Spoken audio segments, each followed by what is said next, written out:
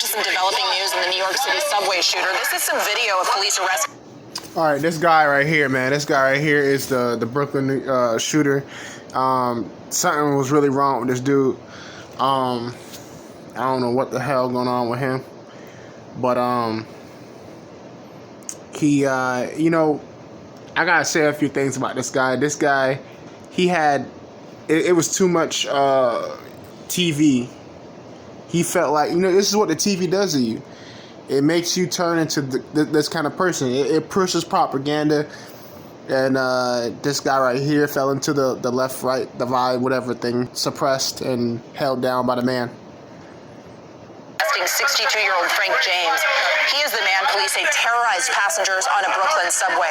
He's accused of shooting 10 people, injuring more than 24 others after unleashing a smoke bomb in a crowded subway car. CBS reporter Bradley Blackburn joins us live in Brooklyn with more on this man's arrest and the federal charges he's facing.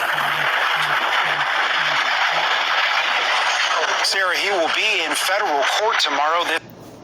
And you're probably going to see more of these kind of actions from people as time goes by, because the media got people so pumped up and so amped up on just the division, all kind of vaccine. You know, I can't say that word. All kind of stuff going on, and you know what I'm saying about. So it's so much crap going on, and the media. I think TV and the media and YouTube is the big reason for that. They're not gonna admit it, but it's true. It's so true. This suspect, who's now in custody facing a federal terror charge and a potential life sentence if he is convicted. Authorities are crediting tipsters for helping to locate him this afternoon. He's gonna get convicted. He's gonna get life. So you might as well just say that instead of just saying he has potential of getting life. He's gonna get life. I mean, really? Letting this guy back out on the street? Are you kidding me? Come on, guy. After a 30-hour manhunt. Subway shooting suspect Frank James left a Manhattan precinct. And you can't hide in New York, man. It's like trying to hide a fucking sewer rat underneath a fucking refrigerator door. Like, there's no way. Like, come on. There's too many people out there. You gotta get caught. Headed for federal custody to face a terrorism charge. If convicted, he will face a sentence of up to life imprisonment. Social media footage shows police arresting the 62. He looks like Biggie Smalls, bro. Year-old in Manhattan.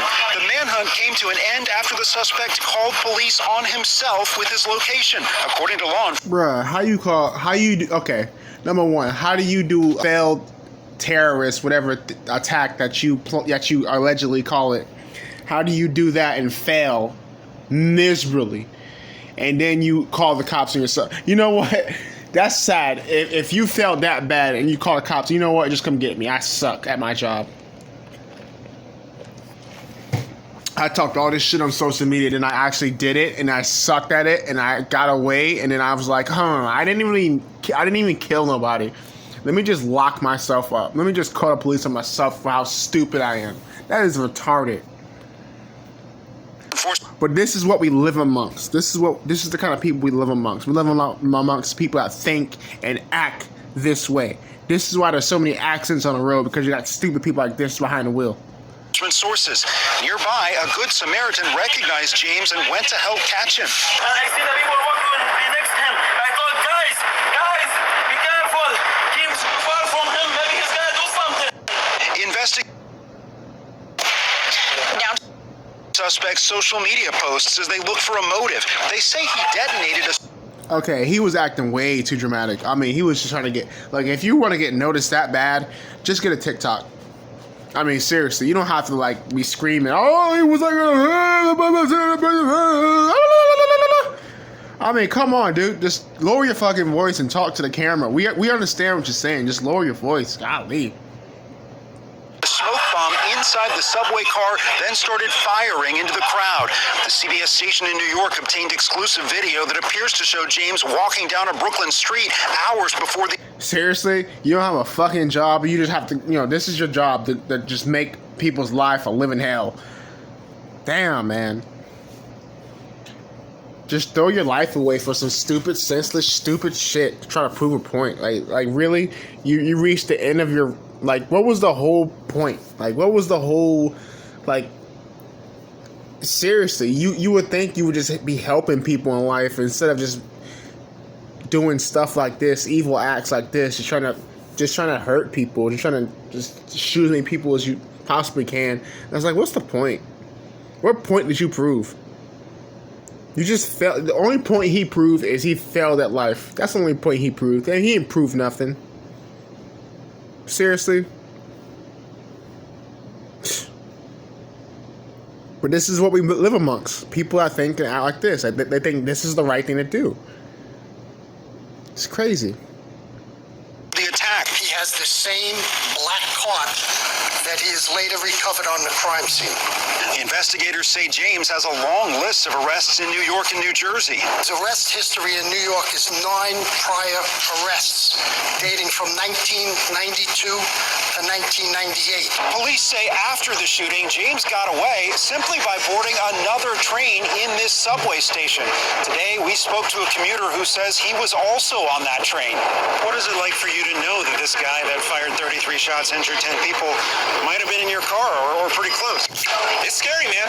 It's scary. I don't know if it's fully set in. Subway service returned to normal for the Wednesday commute, but with an increased police presence. And even before today's arrest, this subway station had not only reopened, but was busy with passengers who were using the same platform where the attack occurred just yesterday. New Yorkers moving forward, Sarah, while that manhunt was still underway. You know, Bradley, one of the strangest things about all of this, and with your reporting in particular, you said that the suspect... It's funny because they're not sharing his social media account. They're not talking. They deleted his social media account. They won't say what was on his social media account, but I already know what was on his social media account. It was a whole bunch of stuff. Oh, go look it up for yourself. But you'll see. They're not gonna show what was on his social media account. That's funny. That's really funny. That's crazy. But if you see why, then you'll know why, because they're not gonna tell you. That's like Call doing this, Call from Uprising doing this, the other guy, not me. That's like him doing this, and they're just gonna cover up his social media account and not tell anybody. That's probably what they'll end up doing anyway with this guy, which they already did. So it's kind of comical at this point that they just don't even talk about a social media account. But it's funny. might have actually called police on himself. What do we know about that? Sarah, that is the strange wrinkle here. Police say that many tipsters helped them find this guy this afternoon. They got tips from people. Well, give them their cash reward. I mean, they helped catch a terrorist, dude. I hope they're getting paid for that. That saw him, but one of the calls, according to sources, may have been from the suspect himself, phoning in his location at a McDonald's in Manhattan. Now, presumably, he will not. You know what's also crazy? This attack happened right after Biden talked about ghost guns. Isn't that so random how this happened right after that? Well, anyways, I don't care about politics. That'll be the end of this video. You know, this is the people we live amongst. God help us all. This is the people that's behind the wheels, on the streets, in traffic with you every day. This is what you gotta deal with people on a day-to-day basis. This kind of mindset. What a shame. All right, guys. See you. Like the video. Subscribe. Tune in for the next video. Thank you. Bye.